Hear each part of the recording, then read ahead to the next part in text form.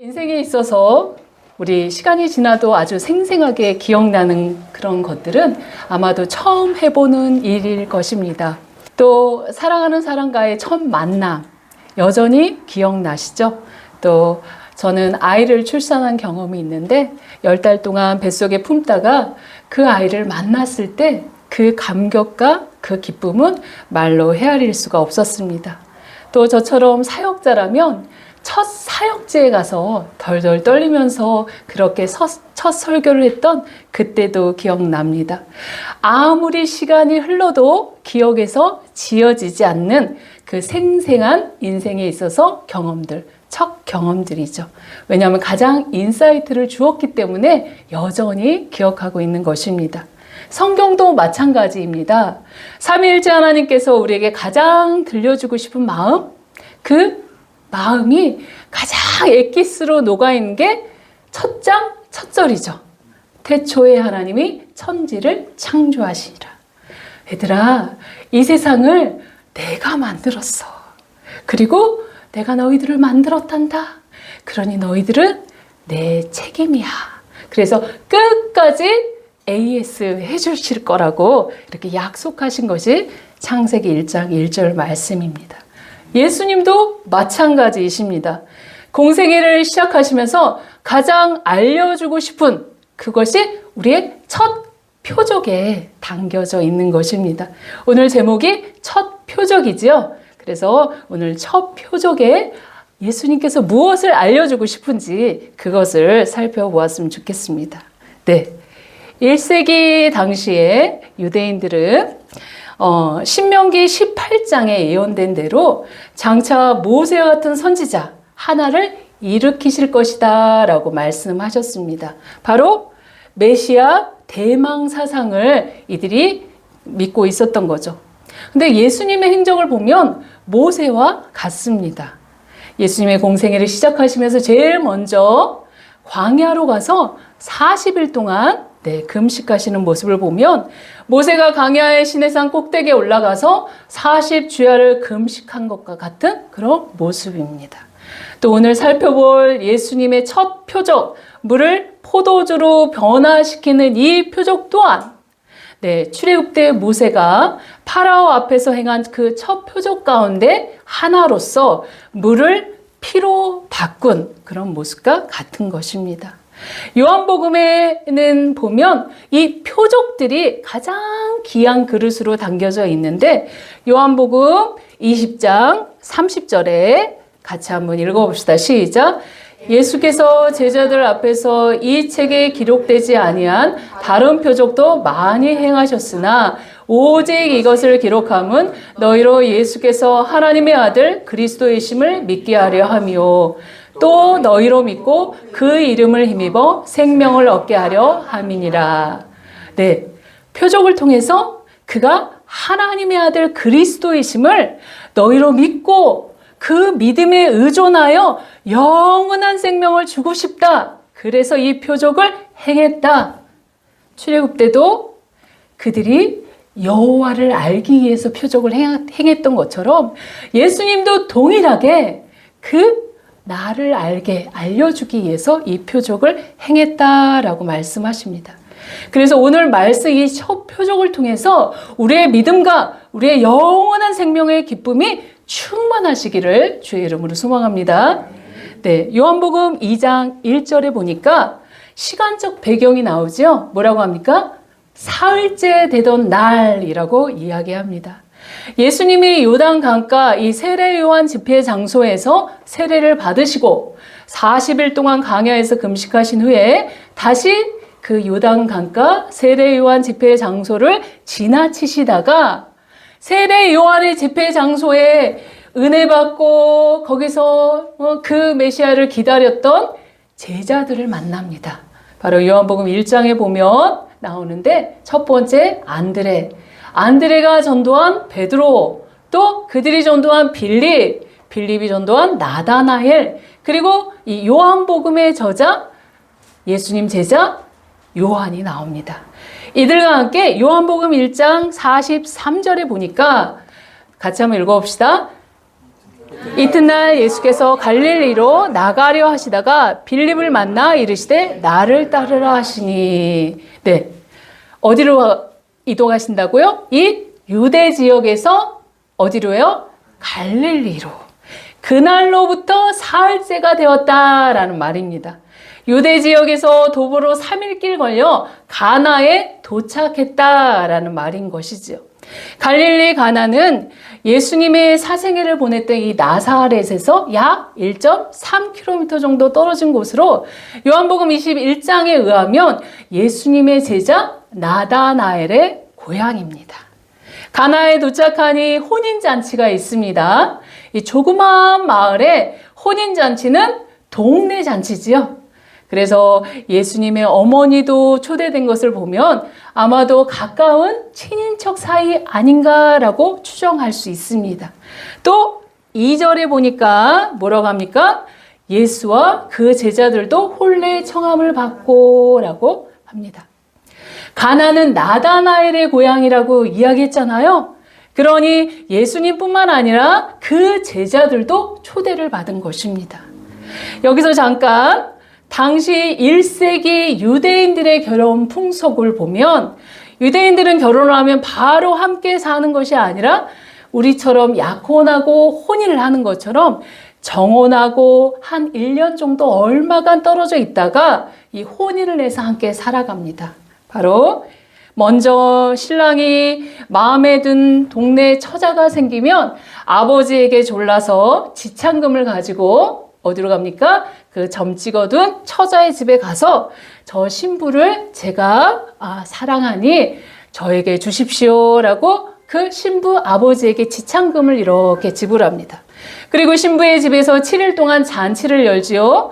그리고 그 잔치 마지막 날 신랑이 신부에게 포도주 한 잔을 이렇게 따라주면서 청혼을 합니다. 그리고 신부가 그 포도주 잔을 받아서 마시면 그게 혼인이 성사되는 것입니다. 바로 그것이 정혼입니다. 그날로부터 같이 살지는 않았지만 결혼했다라고 간주하게 되는 것이죠. 예수님을 잉태했을 때 마리아와 요셉이 이렇게 정혼한 상태였죠. 그리고 신랑이 신부랑 살 집을 마련하고 나서 신부를 데려와 혼인 예식을 하는 것이 유대의 결혼 문화였습니다. 그런데 예수님이 공생애를 시작하면서 왜 첫 표적의 배경이 혼인잔치라는 것은 그건 우연이 아닌 거죠. 예수님의 의도가 있는 것이죠. 자신의 신부감을 데리러 하늘 아버지의 집에서 지참금을 가지고 이 땅에 오셨다라는 것을 공표하며 시작하는 것입니다. 당시 혼인잔치가 일주일 정도 걸렸기에 충분한 양의 음식과 음료를 준비하며 손님들을 초대하는 것이 관례였습니다. 특히 이스라엘에서 포도주는 기쁨과 즐거움의 상징일 뿐만 아니라 물이 아주 귀했기 때문에 포도주는 빠져서는 안 되는 필수 음료였습니다.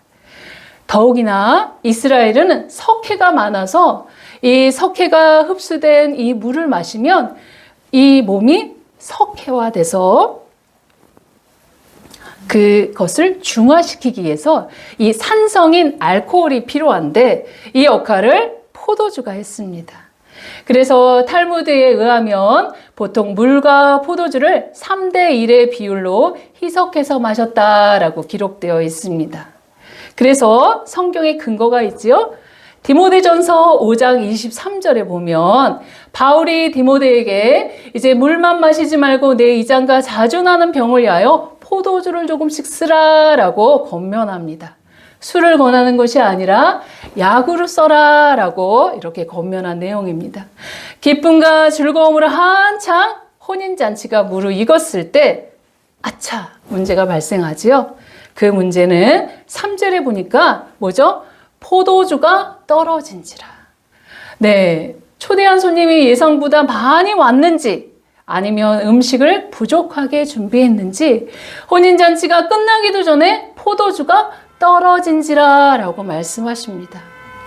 유대인에게 포도주는 기쁨과 즐거움의 상징일 뿐만 아니라 가뜩이나 혼인잔치에서 포도주가 떨어졌다는 것은 아주 심각한 사회적인 망신을 당하는 일입니다. 왜냐하면 포도주가 떨어질 정도로 잔치를 위한 준비에 소홀했다라고 여기기 때문에 이 사회적인 망신, 창피, 모욕을 당할 정도로 집안 망신, 그것도 혼인잔치에 포도주가 떨어진 것입니다.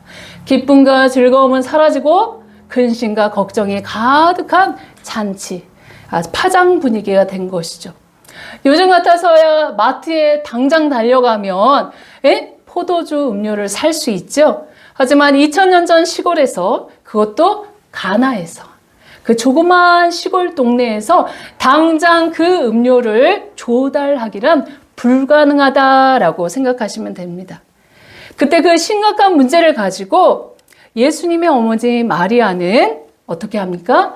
저들에게 포도주가 없다라고 예수님께 알립니다.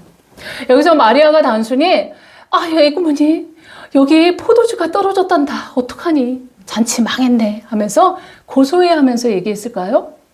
험담하면서 얘기했을까요? 아니에요.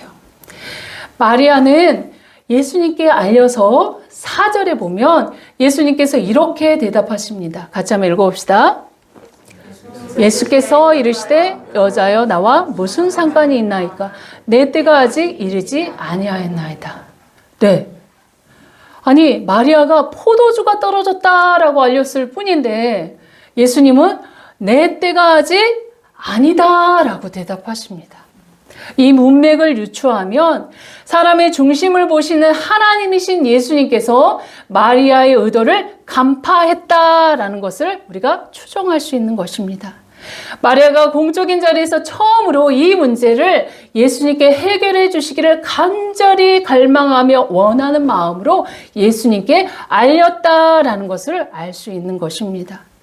마리아는 그분이 메시아라는 것을 항상 마음에 품고 살아왔습니다. 요셉과 정혼했을 뿐 아직 처녀였을 때 천사에 의해서 수태고지를 받고 예수님을 임신했잖아요. 30년이 흘렀지만 자신을 찾아와서 전한 천사의 말은 아직도 생생하게 또렷하게 기억하고 있었습니다. 누가복음 1장 31절에 보면 보라 내가 잉태하여 아들을 낳으리니 그 이름을 예수라 하라. 그가 큰 자가 되고 지극히 높으신 이의 아들이라 일컬어질 것이요 주 하나님께서 그 조상 다윗의 왕위를 그에게 주시리니 영원히 야곱의 집을 왕으로 다스리실 것이며 그 나라가 무궁하리라 라고 말씀하세요.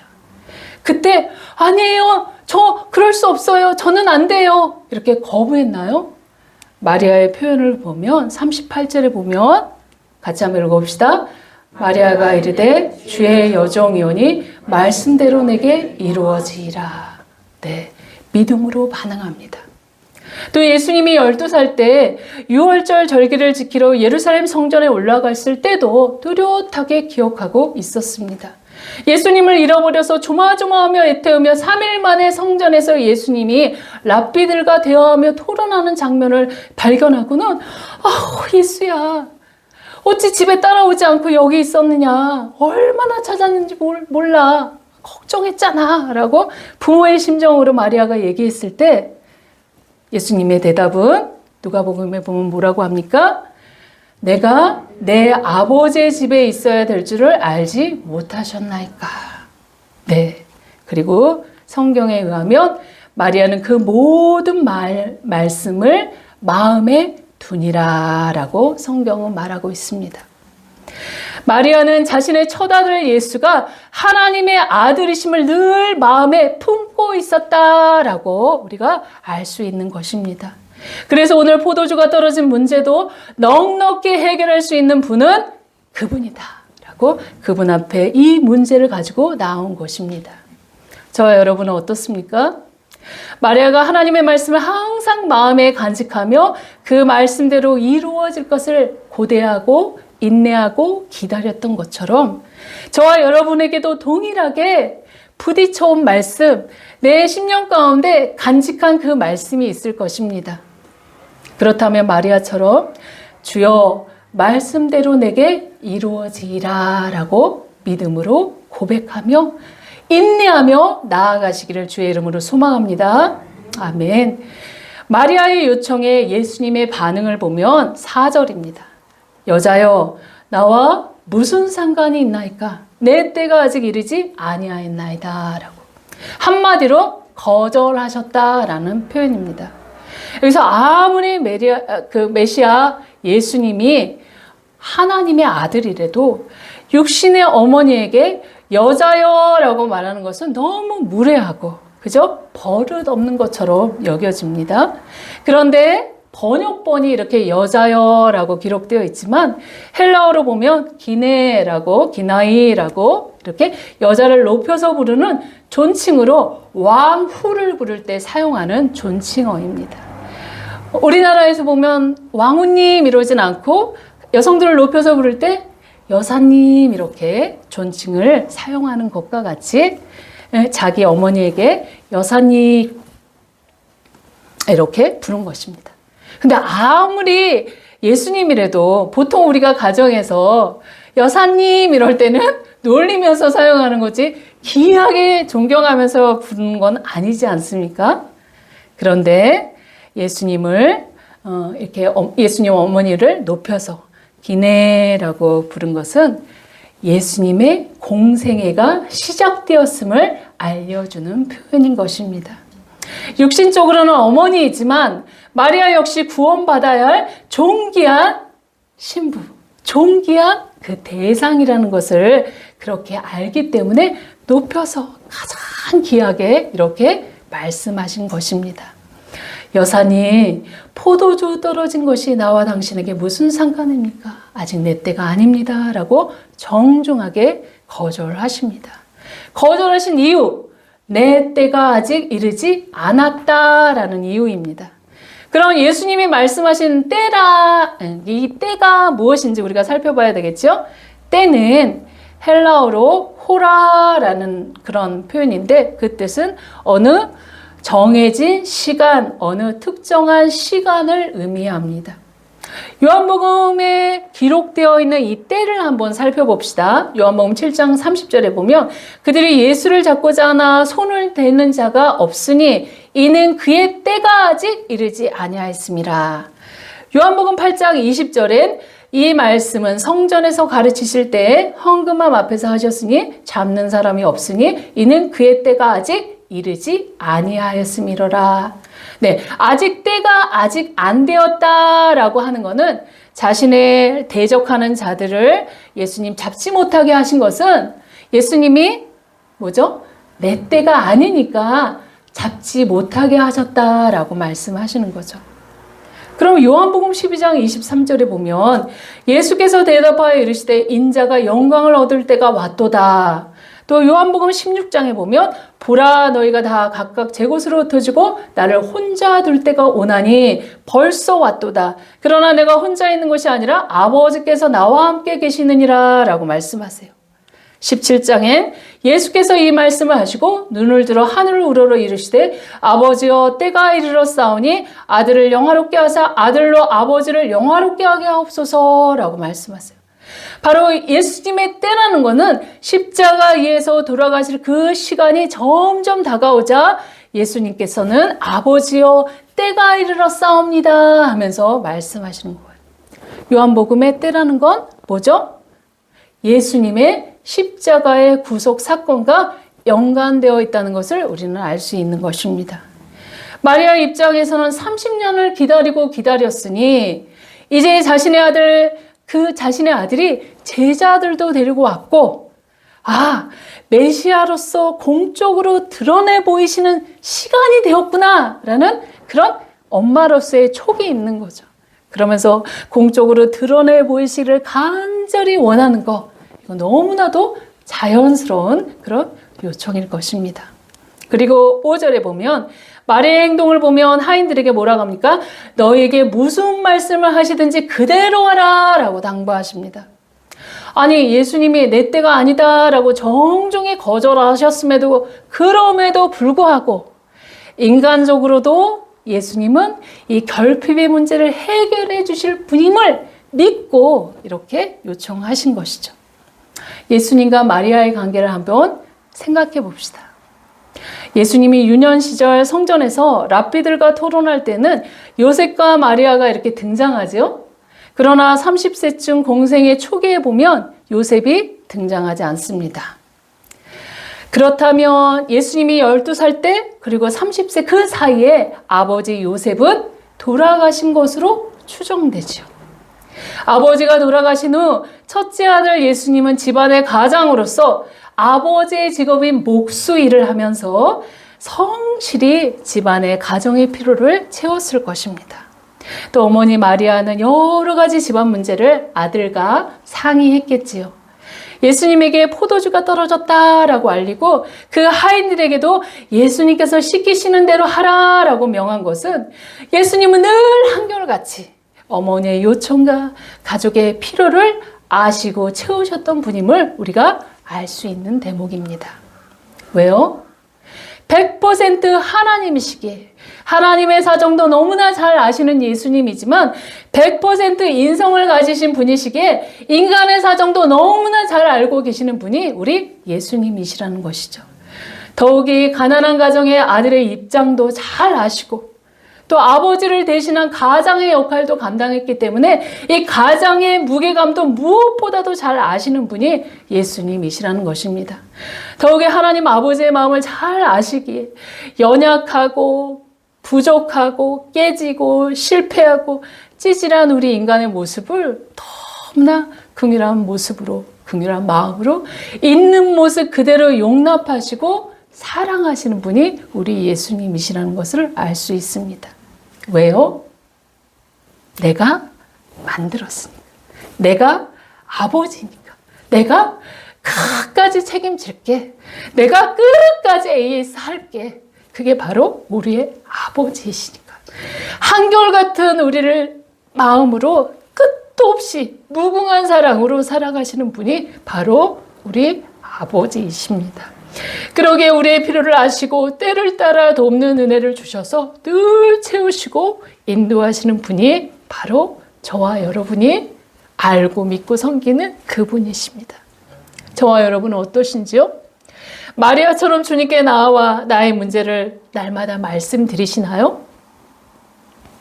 요청 안에서 문제이지 늘 우리에게 관심과 배려를 아끼지 않으신 분이 그분이십니다. 과거에도 그랬듯이 그분은 신실하게 우리의 필요를 아시고 채우시기를 오늘도 원하고 계시는 분이십니다. 그 어떠한 문제도 그분께 나아가 아뢰시면 해결책을 마련해 주시는 분이 그분이십니다. 진로의 문제, 직장의 문제, 만남의 문제, 재정의 문제, 정신적인 문제, 육체의 건강의 문제까지 모든 문제, 어떠한 문제든 그분 앞에 가지고 나와서 아뢰시면 해결책을 제공하시는 분이 그분이십니다. 그렇게 담대하게 주님 앞에 나아가기를 주의 이름으로 소망합니다. 아멘. 예수님께서 이렇게 이 문제를 어떻게 해결해 가시는지 한번 살펴봅시다. 6절에 보면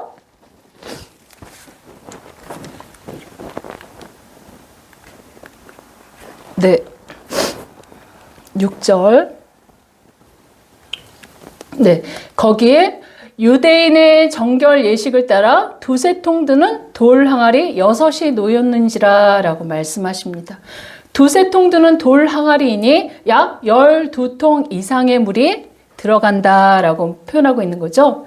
그런데 여기서 정결 예식에 사용하는 물은 무엇인지 우리 알아봐야 되겠죠. 마가복음 7장 3절에서 4절 보면 바리새인들과 모든 유대인들은 장로들의 전통을 지켜 손을 잘 씻지 않고서는 음식을 먹지 아니하며 또 시장에서 들어와서도 물을 뿌리지 않고서는 먹지 아니하며 그 외에도 여러 가지를 지켜 오는 것이 있으니 장과 주발과 노꽃을 씻음이러라 라고 말씀하세요. 정결 예식이란 장로들의 전통이다 라고 말하고 있습니다. 모세의 율법을 현실에 적용하여 더 잘 지켜보겠다고 아주 세부적으로 많은 규례들을 만들었는데 그것이 바로 장로의 전통입니다. 잘 지켜보려고 했는데 그것 때문에 사람을 묶여버리는 자유함을 해쳐버리는 그것이 바로 장로의 전통이죠. 성경을 너무 과도하게 해석한 이 장로의 전통을 잘 지키면 깨끗하고 거룩하게 된다고 그렇게 계속 가스라이팅 당하면서 교육받았기 때문에 그 전통에 따라 식사 전이나 외출하고 돌아와서 물을 바가지로 떠서 손발을 깨끗이 씻었습니다. 혼인잔치에 참석한 손님들도 그 전통에 따라 손과 발을 깨끗이 씻었기 때문에 정결 예식용 그 항아리의 물은 많이 비어 있었겠지요. 그래서 예수님은 이 정결 예식에 사용하는 항아리의 물을 아기까지 가득 채워라 라고 말씀하십니다. 그런데 여러분, 지금 무엇이 떨어졌죠? 포도주가 떨어졌잖아요. 그럼 어느 통에 부어야 합니까? 포도주 통에 부어야 합니까? 아니면 손발 씻는 정결 예식 항아리에 물을 갖다 쏟아야 됩니까? 네.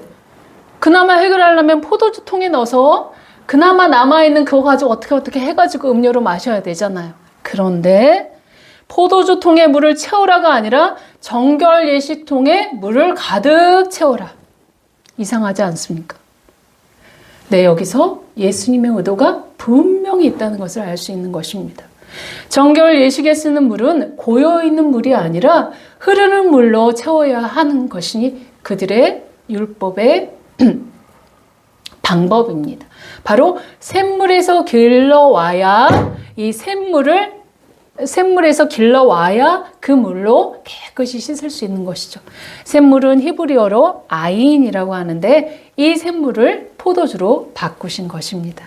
우리 8절에 보면 이제 그것을 바꿔서 뭐라고 하죠? 8절 읽어봅시다. 네, 이제는 떠서 연회장에게 갖다 주라 하시니 갖다 주었더니 연회장은 물로 된 포도주를 맛보고도 어디서 났는지 알지 못하되 물돈 하인들은 알더라. 연회장이 신랑을 불러 뭐죠? 연회장에게 떠서 갖다 줬다라고 하니까 물로 된 포도주를 맛보고 어디서 났는지 알지 못하다. 포도주가 되었다는 거예요. 네, 모세도 출애굽 후 첫 번째 이적이 마라의 쓴물을 단물로 바꾼 그런 기적이었죠. 엘리사의 첫 이적도 여리고에서 물을 바꾼 그런 기적이었습니다. 이렇게 첫 이적으로 샘물을 바꾸는 것은 언어적인 유의가 여기에 섞여 있는 것이죠. 히브리어로 아까 뭐라고 했죠? 아이는 샘물이라고 했죠. 그런데 히브리어 또 다른 뜻, 눈이라는 의미도 있습니다. 샘물을 바꾸는 것은 곧 눈을 바꾸는 것이다 라고 말씀하고 있는 언어적인 유의를 사용하고 있는 것이죠. 애굽의 종의 시각에서 하나님을 향하는 시각으로 세상의 물질과 풍요와 번영이 전부였던 시각에서 하나님의 백성으로서 하나님을 기쁘시게 해드리고 싶은 그 시각으로 가치관을 바꾸는 것이죠.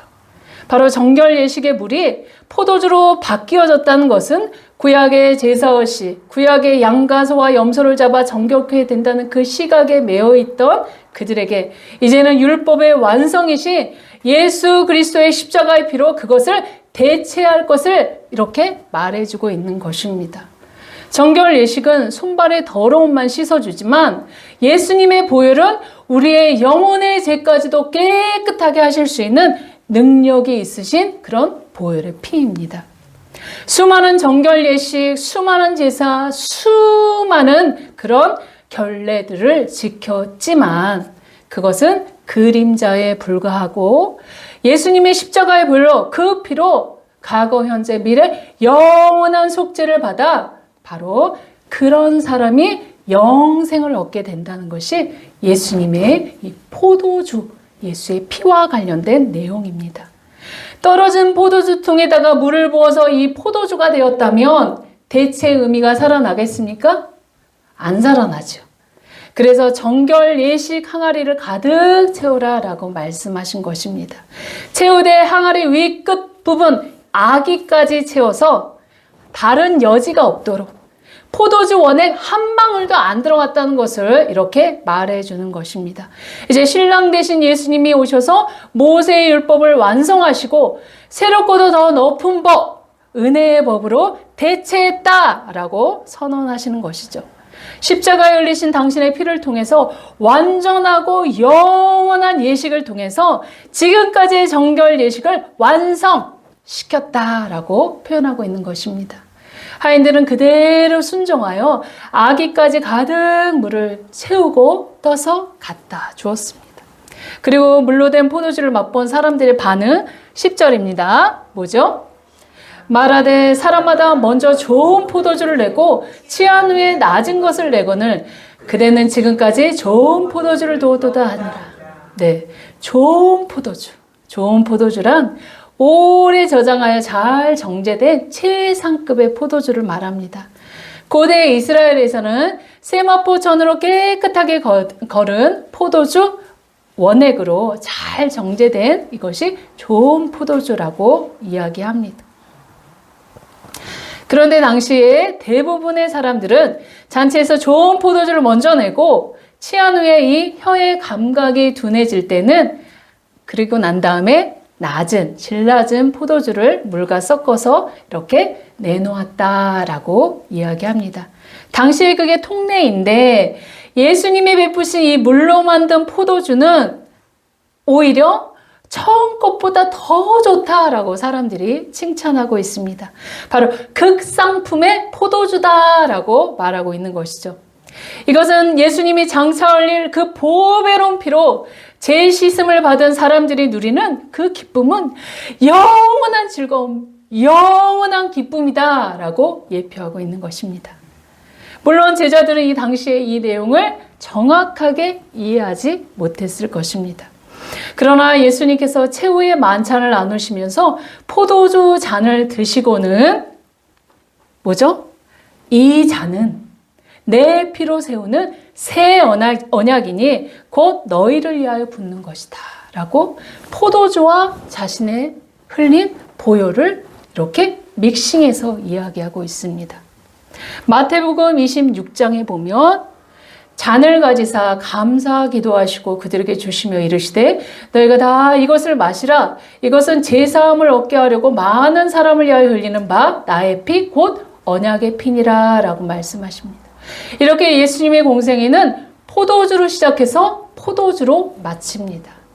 그리고 혼인잔치로 시작해서 잔치로 마감을 하는데 자신의 십자가의 고난과 죽음을 통하여 신부 값을 치르고 그 포도주 잔을 마지막 만찬에서 마신 이 제자들 그들과 피로써 언약을 맺었다. 너희는 나의 신부가 되겠다고 오케이 허락했다라는 그 혼인잔치에 담긴 의미입니다. 신부들과 정혼하기 위해서 예수님께서 초림하셨다라는 것들을 알만한 자들은 알아라. 기 있는 자들은 알아라 라고 말씀하고 있는 것입니다. 저와 여러분 지난주에 성만찬 했지요? 그 피를 상징하는 포도주 마셨잖아요. 우리가. 포도주를 마셨다는 것은 신랑 되신 예수님의 청혼을 수락했다라는 의미입니다. 이제 이 정혼이 성사되었습니다. 나는 누구죠? 아직도 나의 정체성이 흔들립니까? 나는 누구죠?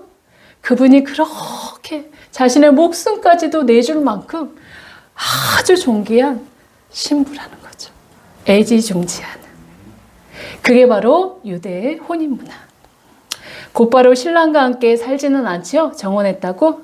그리고 정혼한 상태에서 신랑은 신부와 함께 살 그 거처를 마련하기 위해서 아버지의 집으로 떠납니다. 한 1년쯤 지나면 아버지가 이제 됐다 데려와라 라면 그때 가서 신부를 데리고 와서 함께 사는 게 유대인의 혼인잔치입니다.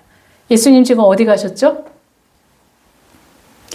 저와 여러분을 위해서 보배로운 핏값으로 우리를 사시고 지금 거처를 마련하러 내가 하늘에 간다라고 하늘로 제자들이 보는 앞에서 올라가셨잖아요. 우리도 그 자리에 있었잖아요. 그리고 언약했잖아요. 그러면 누구를 기다려야 됩니까? 정혼한 신부가 누구를 기다려야 됩니까? 그 신랑을 기다려야죠. 그런데 빨리 안 오시니까 우리가 뭐 합니까? 빨리 안 오시니까 더디 오시니까 한눈 팔거나 졸며 자며 세상의 눈이 돌아가서 다른 남자가 눈이 들어오고, 그게 바로 성경에서 표현하는 음녀입니다. 창기입니다. 그래서 그런 표현들을 계속 성경에 표현하고 있는 것입니다. 내가 정결한 신부를 위해서 나를 온전히 바쳐 신부 값을 샀는데, 나랑 청혼한다고, 결혼한다고 그 포도주도 마셨는데 한눈이 팔려가지고, 그래서 얼마나 가슴 아파. 그래서 빨리 올 수가 없는 거죠. 오시면 심판할 수밖에 없으니까 오래 참고 기다리고 정결한 처녀로서, 정결한 신부로서 준비되도록 그렇게 기다리고 계시는 거예요. 그런데 아무리 기다려도 바뀌어지지 않으면 그 아버지가 이제 됐다, 큐 사인하면 그때 신랑께서 오실 것입니다. 그러면 어떻게 됩니까? 음녀들은 진노의 포도주로 이겨버리십니다. 그게 요한계시록에 나오는 심판의 메시지입니다. 그런데 현대를 살아가는 우리 모두가 주님을 갈망하며 살고 있지 않기 때문에 진노의 포도주를 마실 일들만 남아있는 것 같습니다. 물을 포도주로 변화시킨 예수님의 첫 표적에 대해 사람들의 반응을 보면 알 수 있습니다. 9절에 보면, 물로 된 포도주를 맛보고도 어디서 났는지 알지 못하는 연회장 같은 사람이 있습니다. 내가 연회장 같은 사람이라면 그 잔치를 주도하는 아주 유력자입니다. 그런데도 무슨 일이 일어나는지 알 수 없는, 모르는 사람. 은혜가 은혜인지도 모르고 그렇게 살아가는 사람입니다. 하지만 물도원 하인들처럼 열심히 주님이 시키는 일은 열심히 하지만 단지 물을 포도주로, 기적만 일으키시는 분으로, 나의 필요만 채우시는 분으로 그분을 인식할 수도 있습니다. 저와 여러분 그렇게 살고 있지는 않으십니까? 그런데 이 첫 표적의 결과 믿음으로 반응하는 사람들도 생겨나지요. 11절에 보면 예수께서 이 첫 표적을 갈릴리 가나에서 행하여 그의 영광을 나타내심에 제자들이 그를 믿으니라. 표적은 헬라어로 세메이온인데 그 의미가 표적, 표시, 징조입니다. 그러니까 예수님이 행하신 이 기적과 이적 그 자체의 놀라움에서 멈추는 것이 아니라 그 이적이 가리키는 것, 그 이적이 뜻하는 바, 그것이 무엇인지 하나님의 영광이라는 거죠. 하나님이시라는 걸 보여줬다라고 가르치고 있는 것입니다. 아하, 그분이 구세주이시구나. 그렇게 제자들은 믿고 그분을 더욱더 신뢰하게 되었다라고 성경은 표현하고 있습니다. 저와 여러분 어떻습니까? 예수님을 구세주로 믿고 계십니까? 날마다 주님의 은혜 가운데 살면서도 그게 은혜인지도 모르게 살아가는 연회장 같은 사람은 아닙니까? 아니면 하인들처럼 단지 나의 필요를 채워주시는 분으로 필요할 때만 그분께 요청하는 그런 사람은 아닙니까? 주님은 첫 표적을 보고 주님은 나의 구세주라고 믿는 제자들을 오늘도 부르십니다. 저와 여러분이 반응하시기를 주의 이름으로 축원합니다. 아멘.